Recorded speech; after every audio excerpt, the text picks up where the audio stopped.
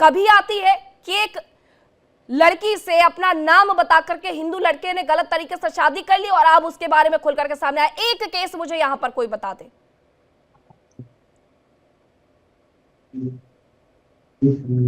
अली जी आपको आवाज मिल रही है?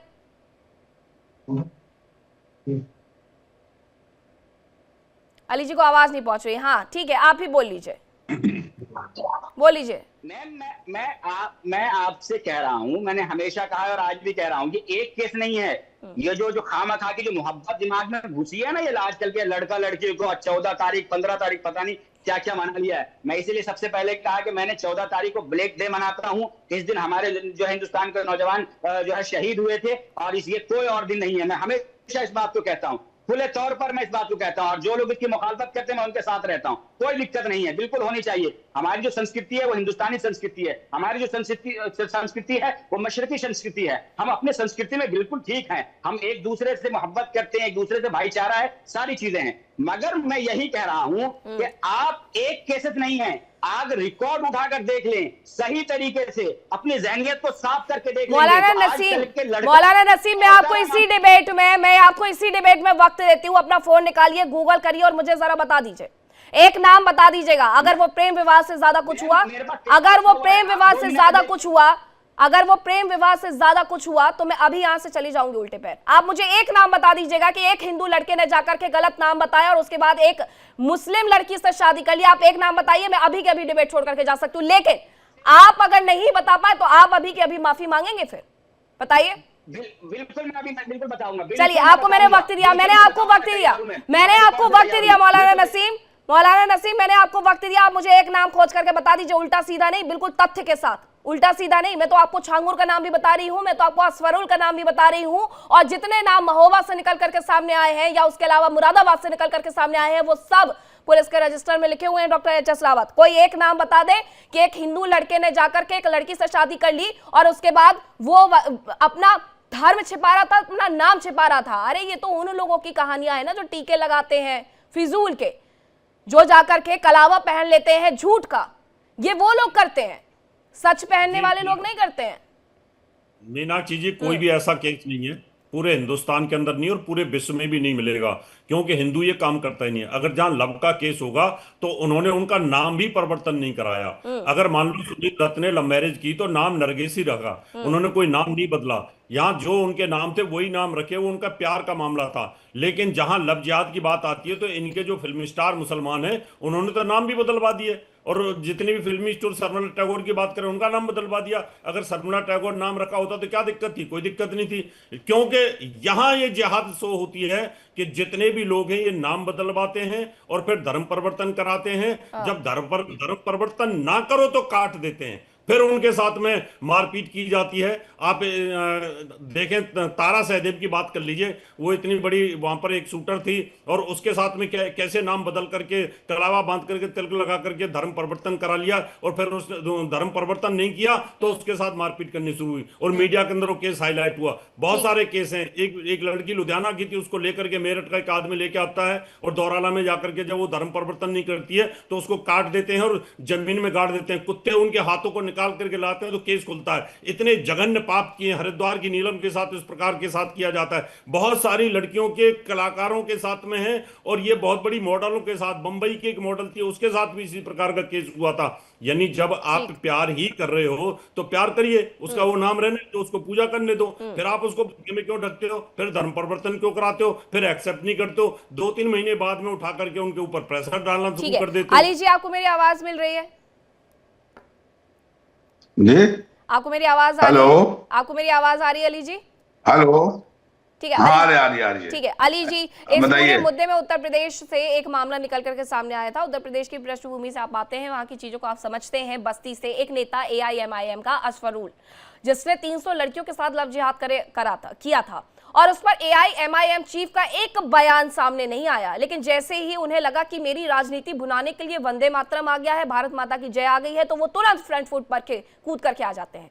लेकिन जब AIMIM के नेता का नाम आया तो वो अभी तक चुप्पी साध करके बैठे हुए हैं कि नहीं, मैं उस मुद्दे पर तो नहीं बोलूंगा।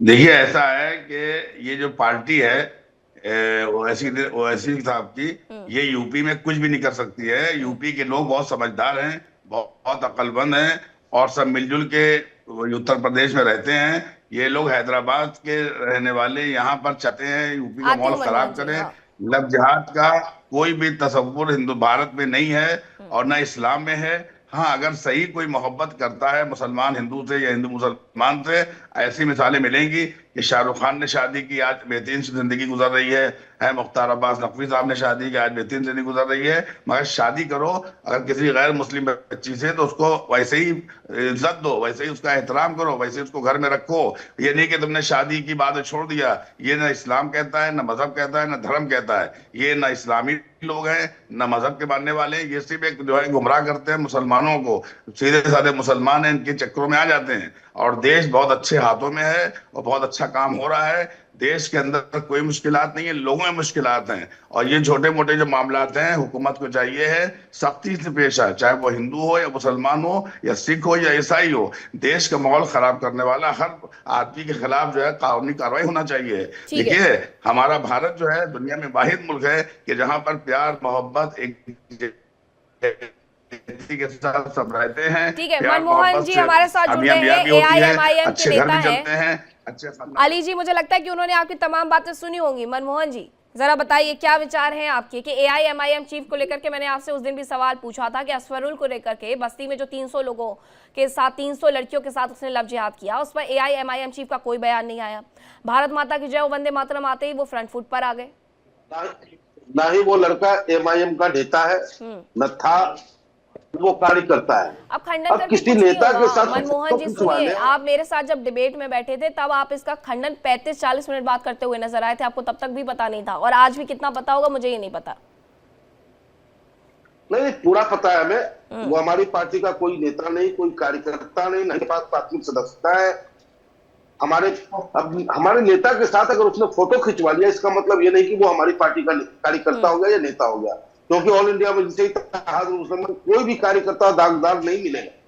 और जैसा कि जनाब ने बड़ी बारीकी से कह दी कि वो हैदराबाद से आए और उत्तर प्रदेश के मुसलमान या उत्तर प्रदेश में उन्हें कुछ मिलने वाला नहीं, तो मैं आपको बता दूं 2021 में हम आए थे, छोटा सा चुनाव लड़े थे, 5 चेयरमैन लिए थे, 5 जिला पंचायत जीते थे। 2022 में चुनाव लड़े, 0.4% वोट हमें मिला। वही नगर निकाय हमें 105 पार्षद हमारे, 5 चेयरमैन हमारे, और 2027 में ऊपर वाले की करम और हम सबकी मेहनत, हमारे प्रदेश अध्यक्ष शौकत साहब निरंतर के बीच होते हैं, हम बीच होते हैं। मनमोहन जी, आपका एक तो ऑडियो में दिक्कत आ रहा है, उसे मैं ठीक करवाती हूँ। लेकिन अगर ये व्यक्ति असफरुल आपकी पार्टी का नेता नहीं था तो भी उसके नाम में तो असफरुल लगा हुआ है। जरा कुछ कह ही देते 300 लड़कियों को लेकर के, छांगुर पर जरा कुछ कह ही देते AIMIM चीफ, लेकिन उस सब पर तो उनकी चुप्पी रहती है। लेकिन जो मामले जगदीश्वर जी दिखते हैं कि इनको लपक लेना चाहिए, आने वाले वक्त में चुनाव है और उसमें उन्हें फायदा होगा, तो वो तुरंत आगे आ जाते हैं। और मनमोहन गामा जी, आप कहाँ बोल रहे हैं कि उत्तर प्रदेश में आएंगे, हैदराबाद से आएंगे? अरे आज मल्लिकार्जुन खड़गे इमरान मसूद से क्या कहते हुए कह हुए, भूल गए क्या आप कि हैदराबाद वाले को मत आने देना? आपकी आवाज में दिक्कत है, मैं ठीक करवाती हूँ। समाजवादी पार्टी के नगर अध्यक्ष को बलात्कार के केस में देते हो, इसी मीडिया पे पूरा ट्रायल कर देते हो आप, फिर बाद में वो बड़ी हम कोई ट्रायल नहीं करते हैं, हम कोई ट्रायल नहीं करते हैं। AIMIM का वो नेता था, आप उसे बताएं या ना बताएं, ये आप सच छिपा रहे हैं। नहीं था, बिल्कुल था, बिल्कुल था। आप इसी डिबेट में मेरे साथ बैठ करके 45-40 मिनट तक ये कहते रहे कि हमने कार्रवाई की है। मैंने आपसे पूछा आपने क्या कार्रवाई की है, आप कुछ नहीं बोल पाए। 40-45 मिनट बाद आपको उस डिबेट में याद आया था कि वो AIMIM का नेता नहीं है। मुकरने के लिए कुछ तो चाहिए, आपने कह दिया वो AIMIM का नेता नहीं था, असफरुल तो था। क्यों नहीं बोले आप? छांगुर पर क्यों नहीं बोले आप? किस आप कह रही है कि वो MIM का नेता था? किस आधार पे आप करेंगे? अरे सर, आप ही मेरी इस डिबेट में बैठे हुए थे, आप ही की बात पर मैं कह रही हूँ कि आपने कहा था आपने कार्रवाई की। अगर वो AIMIM का नेता नहीं था तो आपने किस पर कार्रवाई की थी फिर? नहीं, हमने ये नहीं कहा। डिबेट का लिंक देखिएगा आगे पीछे करके। नहीं, आपका क्लियर हो जाएगा वहां पर जाकर के कि आप ही ने बोला था इस डिबेट में HS रावत जी, इन्होंने ही बोला था कि वो व्यक्ति पर हमने कार्रवाई की है। सामने बोला था इन्होंने, हाँ, मेरे सामने बोला था कि हम उन पर कार्रवाई कर रहे हैं। बिल्कुल, तो कार्रवाई पहली डिबेट थी वो। जिस समय ये प्रोग्राम शुरू हुआ था रावत उस जी, समय। रावत जी, हमने ये पार्टी का कार्यकर्ता ही मनमोहन जी आपकी आवाज नहीं आ रही है। ठीक है, जगदीश्वर जी के पास में जा रही हूँ, उसके बाद नसीम जी हमारे साथ एक बार फिर से जुड़ गए हैं। जरा मनमोहन जी की आवाज पहले सही करवाइएगा, उसके बाद हम उनसे जुड़ते हैं। तो जगदीश्वर जी, इस पूरे मुद्दे पर, लव जिहाद के मुद्दे पर चुप्पी रहेगी? आने वाले वक्त में चुनाव में ये तमाम मुद्दे अगर उठा भी देंगे तो वैसे भी उत्तर प्रदेश में अगर किसी चुनाव में घुसने की कोशिश कर भी रहे होंगे AIMIM चीफ, तो वो 0/सन्नाटे पे आ जाएंगे, क्योंकि लव जिहाद का मुद्दा उनके लिए थोड़ी ना कारगर साबित होगा। बहन मीनाक्षी जी, ये जितने भी बड़े बड़े कार्य ये लोग कर रहे हैं, चाहे वो लव जिहाद हो, चाहे वो देश में कैसे हिंसा हो, देश में कैसे जो एक हैं सब लोग राष्ट्र में एक नींव में बैठे हुए, छाव में बैठे, उनको कैसे अलग करना है, ये लोग राजनीति कर करके इस देश में एक ऐसा विद्रोह पैदा करना चाहते हैं, एक अशांति पैदा करना चाहते हैं जहां पे शांति बनी हो, देश भाईचारे में चल रहा हो। लेकिन एक तो इनकी जो फंडिंग जो इनको मिलती है विदेशों से, उस फंडिंग के माध्यम से ये नई नई चीजों को देश में जहर की तरह धीरे धीरे देते हैं लोगों को। सिर्फ इनका एक मकसद रहता है कि देश में कैसे हिंदू समाज का शोषण हो, कैसे हिंदू बहन बेटियों को कैसे फैला के फुसला कर लव जिहाद के लिए कैसे एक षड्यंत्र बनाते हैं। जहां तक कि इन लोगों ने तो एक रेट फिक्स कर रखा है, ब्राह्मणों की बेटी होगी तो इतना लाख, ठाकुरों की होगी इतना लाख, यादवों की होगी इतना लाख, और नीचे अदर बनियाओं की होगी तो इतना लाख। ये एक इनके जो षड्यंत्र करने के लिए बहुत मोटा पैसा मिलता है बहन, और उस पैसे से ये लोग देश में माहौल खराब करना चाहते हैं। जहां देश में शांति और एकता बनी हो, उस देश में ये बड़ी विडंबना है। ऐसे लोगों पर सरकार कार्रवाई करे। राजनीति बंद होनी चाहिए। सरकार जिस किसकी प्रकार है? की राजनीति गंदी आप लोगों ने राजनीति करते हैं, 2014 दोहरी के बाद राजनीति फिर करते भी हैं, आपने कुछ और बता रहे बाद हो। में ये लोग पार्टी कहते हैं खाली हमारा टीवी पे तो आकर बोल कार्यकर्ता ही लेते हो नहीं यार। था। अरे तुम्हारा कार्यकर्ता, अरे बाबा जी बताओ, 2014 के पहले जिन लोगों को आजादी मिली हो, अब बताओ उनकी सरकार आपकी, गृह मंत्री आपकी, पुलिस आपकी, नहीं, प्रधानमंत्री, गृह मंत्री, वो सब आपके भी है। मानना ना मानना अलग बात है, लेकिन है आपके भी। चिंता मत करिए, किसी और दूसरे देश में जाएंगे तो बताना पड़ेगा कि प्रधानमंत्री हमारे देश में नरेंद्र मोदी है और गृह मंत्री अमित शाह हैं। मैम, नेशनल टीवी पे बैठकर इस तरह की बातें होती है, इतनी झूठ बातें तुम्हारा है। होती अगर भारत में रह रहे हो, भारत का हर वासी तुम्हारा है, और तुम्हारा भी धर्म बनता है कि भारत माता के बीच में रहकर, भारत माता की भूमि पर रहकर खुशहाल रहें और पर्यावरण का संरक्षण करे, राष्ट्र का संरक्षण करे, राष्ट्र कैसे उन्नति करे, इन विषयों पर काम करना चाहिए। ना कि लव जिहाद और भारत माता की जय नहीं बोलेंगे, इससे नहीं। ये सब गलत बात है। आप लोग जिस प्रकार से मोड़ना चाहते हो समाज को, इससे सारे जहां से अच्छा हिंदू सीता हमारा इनकलाब जिंदाबाद का नारा हमने दिया। 1857 की जंग आजादी हमने लड़ी। महात्मा गांधी के साथ हम लोग खड़े रहे। कुछ लोगों ने तो महात्मा गांधी की जान ले ली, उससे पहले महात्मा गांधी की जान बचाने एक देश में कैसे अहिंसा हो, सिर्फ यही करना चाहते हैं आप लोग। देश में शांति रहे वो आपको पसंद नहीं है, देश उन्नति करे वो आपको पसंद नहीं है, देश में भाईचारा बना रहे वो आपको पसंद नहीं है, देश में लव जिहाद करना, हिंदुओं पे हमला करना, कावड़ पे बोलना, पत्थरबाजी करना, कैसे किस पे हमला कर रहा है, कौन किसका लिंचिंग कर रहा है, कौन किसकी दुकानें बंद करवा रहा है और किस पे हमला कर रहा है, वो पूरी दुनिया के सामने है साहब। पूरी दुनिया देख रही है, थू थू हो रही है हमारी पूरी दुनिया में, थू थू हो रही है। जीडीपी हमारी गिर गई है, गरीबी बढ़ गई है, बेरोजगार बढ़ गई है, सारा मामला हो गया। उसमें भी कुछ बोलेंगे जाता है कि कैसे देश में अहिंसा हो, देश में कैसे शांति जो बनी है उसको कैसे सौहार्द को बिगाड़ा जाए। सिर्फ कुछ धन के लिए कुछ स्वार्थी लोग जैसे आप जैसे लोग जुड़े हुए हैं, उस कारण से ही आज देश में भिन्नता हो रही है, देश में आज ये स्थिति पैदा हो रही है। कहाँ के आंकड़े लेकर के आते हैं आप नसीम जी, कहाँ के आंकड़े लेकर के आते हैं? भारत की जीडीपी तो 2025-26 में 7.4 से 7.8, भारत चौथी आर्थिक अर्थव्यवस्था। और अगर इन तमाम मुद्दों पर बातचीत करनी है तो फिर भारत माता की जय वंदे मातरम नहीं निकालना चाहिए था AIMIM को। क्यों उसका जिन लेकर के आए? आपको कोई नाम मिला क्या? मैंने आपसे पूछा था, कोई नाम मिला आपको नसीम जी? मैं आपको देखिए, मैं आपको नाम भी बता रहा हूं। पहले एमआईएम की बात है। देखिए, एमआईएम से हमारा कोई मामला नहीं बनता है, ना एमआईएम के बारे में हम बोलते हैं। कोई भी अगर गलत काम करता हो, वो किसी भी पार्टी का हो, चाहे वो एमआईएम का हो, किसी भी पार्टी का हो, किसी भी धर्म का हो, किसी मजहब का हो, मैं तो कह रहा हूं कि सुप्रीम कोर्ट इस पे जो संज्ञान ले और हमारे प्रधानमंत्री ये कानून बना दे तो कोई किसी भी मजहब में कोई शादी नहीं करेगा। मैं तो इसका समर्थन करता हूं। हाँ, बिल्कुल मैं प्रधानमंत्री के साथ रहूंगा कि कोई भी मजहब का कोई लड़का लड़की किसी दूसरे मजहब में शादी नहीं करेंगे। दूसरी बात, अभी साहब ने कहा तो भैया क्या आप लव जिहाद के विषय में नहीं बोलेंगे? ये सब कुछ कानून सही है, आपकी कोई जिम्मेदारी नहीं है, आप देश में नहीं रह रहे क्या? वो कर्ज उतारे हैं जो वाजिब भी नहीं आप मुस्लिम स्कॉलर नहीं है क्या? आपकी कोई जिम्मेदारी नहीं समाज की? किस विषय पे आप बोल रहे हैं? कानून का विषय अलग है, वो संसद में बैठ के बिल पास होगा, कानून वहां बनेगा। लेकिन आप एक मुस्लिम स्कॉलर है तो आपको अपने समाज को जागृत करना पड़ेगा। ये नहीं कि वहां पे सिखाया जाएगा मस्जिदों में, मदरसों में कैसे लव जिहाद करना है, कैसे देश के खिलाफ बोलना है, कैसे देश में आगजनी करना है। आपका इस्तेकबाल है, आपका इस्तेकबाल है। आप हमारी मस्जिदों में आइए, हम तो दावत देते हैं। हमने तो मस्जिद परिचय के नाम से एक प्रोग्राम शुरू किया है। हम अपने हिंदू भाइयों को बुलाते हैं, हम तो चाहते हैं, हम तो चाह रहे आइए ना, हम तो आते हैं। जय हनुमान चालीसा कम से कम बैठ के करेंगे मस्जिदों में, भाईचारा बढ़ाएंगे अपना, क्या दिक्कत है? आप लोग भी, हम लोग भी जमीन पे तो सजदा कभी करते हैं। आपकी नवाज़ी इस मुल्क को जो है मादरे वतन कहते हैं।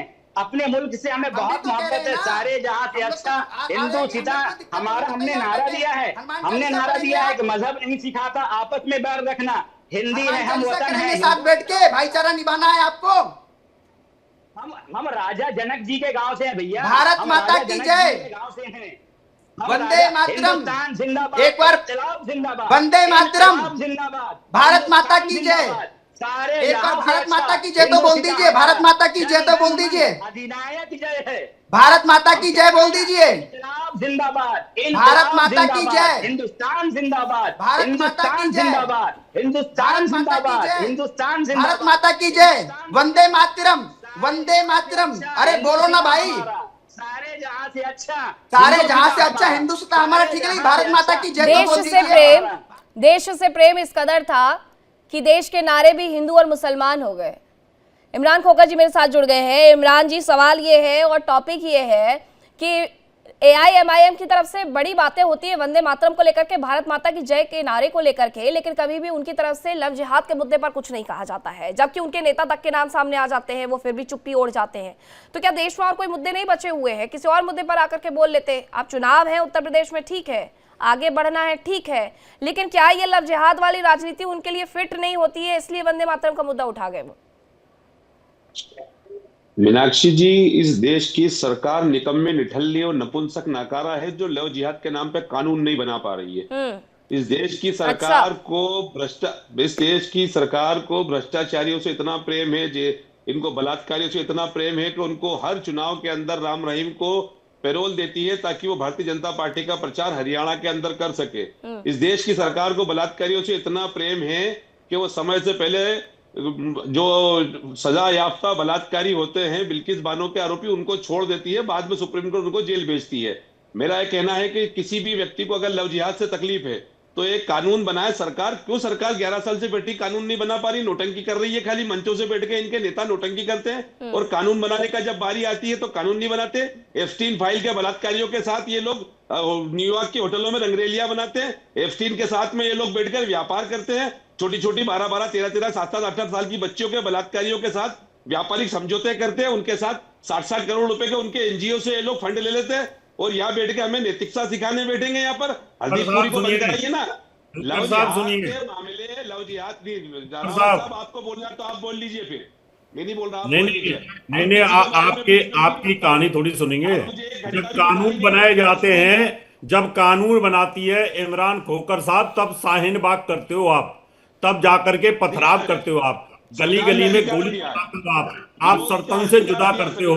जब यूजीसी की बात आती है, जब यूसीसी की बात आती है, जब एनआरसी की बात आती है, तब आपके दिमाग में ना भन्नाटा छा जाता है। और जब आपके कानून की तरफ से सुप्रीम कोर्ट सजा देती, सुन लो पहले, आपने बोल लिया था ना, अब मेरी सुन लो।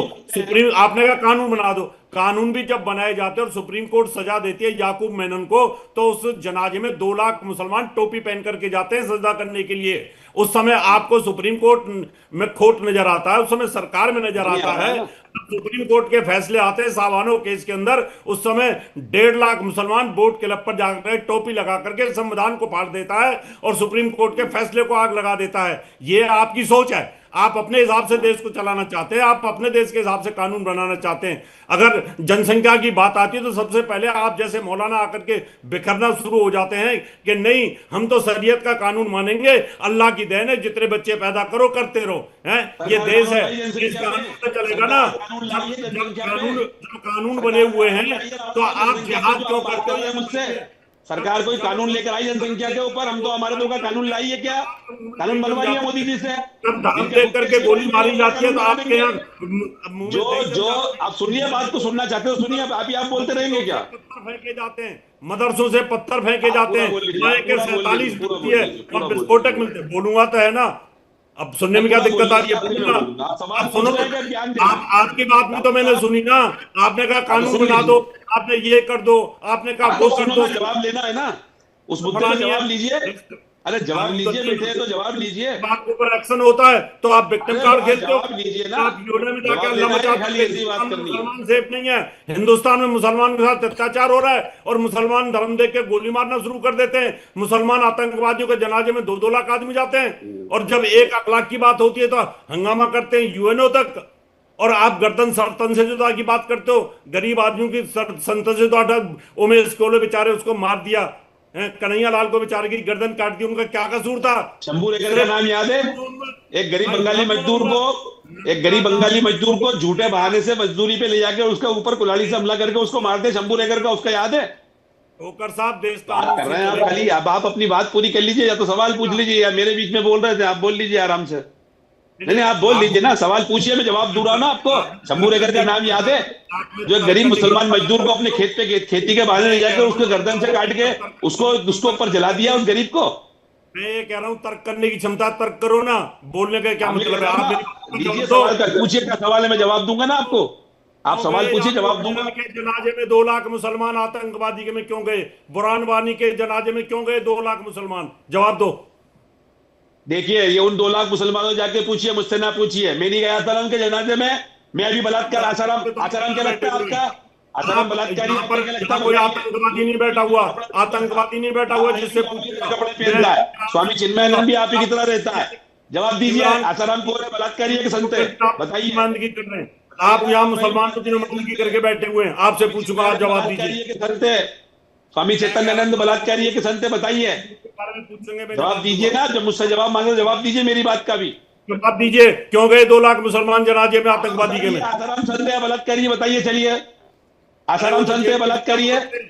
जैसा कर्म किया सजा भुगत रहे, आपको उससे क्या लेना था? कोर्ट ने कानून दिया ना, आप उसको संत मानते हैं ना? हिंदू तो नहीं किया ना, तर्कों पे तो नहीं कीजिए। बात हो गई, बात चल रही है मुद्दे पे। मुद्दा क्या है आज का? लव जिहाद है ना? सरकार निकम्मी नकारा है जो कानून नहीं बना रही है। सरकार निकम्मी और नकारा है, और वो तमाम लोग बहुत अच्छे हैं जो ये सब कुछ करते हैं। ना आपके मुंह से छांगुर पर एक शब्द निकला, ना आपके मुंह से अशफरुल पर एक शब्द निकला।